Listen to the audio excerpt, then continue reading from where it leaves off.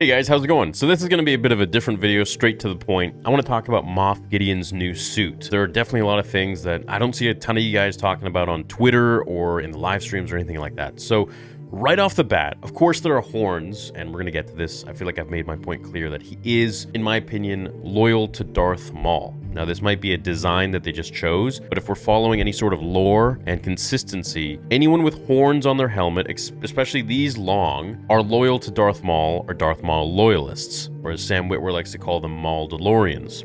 Now, Gar Saxon had horns that were just pretty much like this, if anything actually even taller. This definitely reminds me of Darth Maul, so that's out of the way. We can talk about that maybe at the end. Moff Gideon mentions that his suit is created from Beskar alloy. Now, of course, he was the reason that, all the Mandalorians were scared to go on Mandalore, because he put out this big lie that Mandalore was poisonous. And of course, this was to mine Mandalorian ore, Mandalorian Beskar, and of course, to build his Imperial base without, anybody bugging him or getting in the way. Now, the main thing that I took away from this is, well, two things really. He mentions the fact that his Mandalorian armor is the next phase of Dark Trooper armor.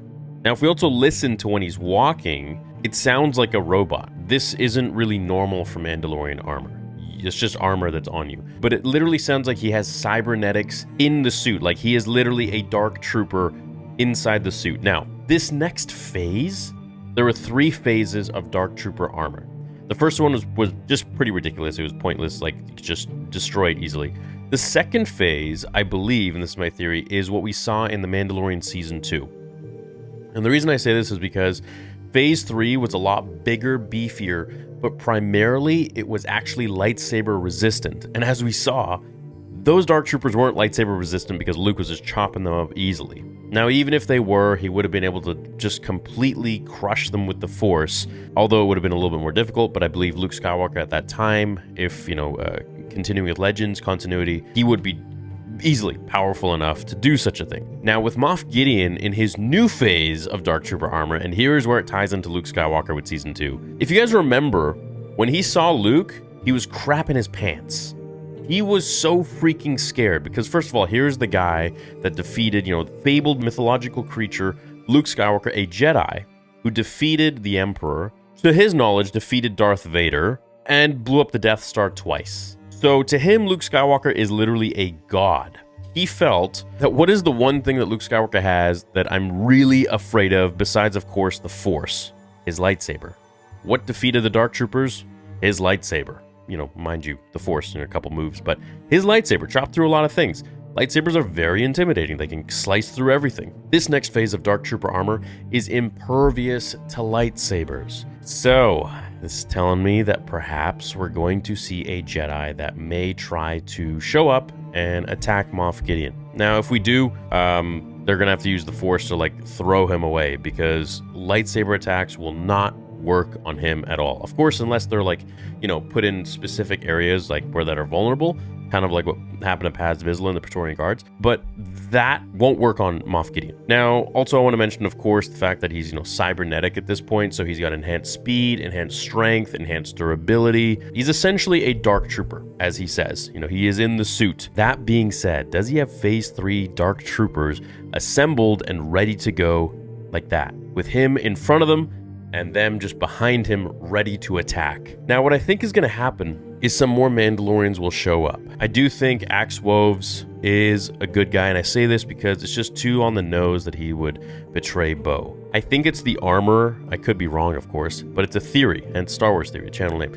I think the armor is going to betray all of them. I think she actually works for him. They both got horns, and I made the video about this yesterday, and I just feel like she is going to betray them all. If you haven't seen that video, check it out. I feel like I make some pretty good arguments. Now, as for his lineage or his loyalty to Darth Maul, these guys were the most savage of the savage. In my opinion, they were even more savage than Death Watch. Now, Darth Maul defeated Pre Vizsla in a trial by combat, and in doing so, ruled all of Mandalore for a little bit. And his Maul DeLoreans were very, very loyal to him. There's an entire comic book arc called The Son of Dathomir, and it really goes over what happened to him when he was imprisoned by Palpatine. Probably one of my favorite comics from the Clone Wars, definitely one of them that I wish that they would turn into not live, but Clone Wars animation.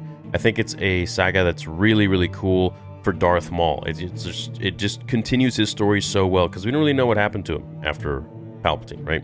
But that comic series by Dark Horse explains it really well, and it's really fun. And you see just how loyal these Maul DeLoreans are to him.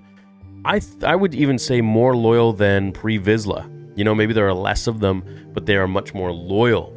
And really, that's what's most important. So they break him out of Palpatine's jail that Palpatine and Dooku were basically keeping him in. And I think Moff Gideon was probably with them at that time.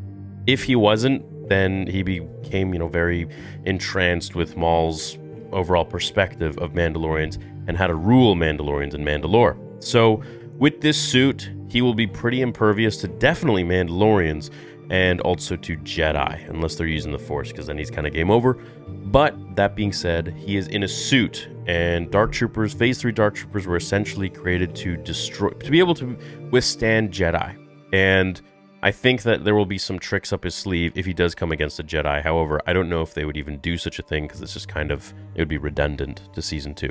I don't think Luke would return, but I think Ahsoka could make an appearance, which then in turn, of course, would bolster her show and make people much more interested, especially the mainstream people who don't know much about her. Now, that being said, I would love to see Boba Fett make an entrance. Maybe he'll get some wind of it on Tatooine, and then he'll come in with Fennec Shand and maybe drop a seismic charge or something. Who knows what happens? I think Bo is going to go off, and she's going to try and get the Mythosaur, and from there she's going to ride it into battle, and this is what's going to be her sort of rite of passage to rule all Mandalorians, even beyond the Darksaber. And I think this will even turn the guys that are with Moff Gideon, should they be Mandalorians, to turn against him and join Bo. Simply because of the fact that this is just too ridiculous. This is beyond the Darksaber. This is like fate. This is legends. This is myth. This is what you have to do. It's like, God coming down and basically telling you, hey, I'm here.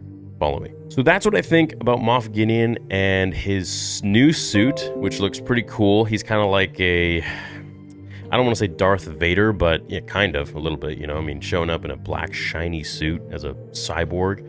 It's pretty badass, and I'm looking forward to seeing what the finale has in store for us. There's only a couple days left now, so I want to know what you guys think. Let me know in the comments below, and I'll see you in the next vid. Until then, remember, the Force will be with you always.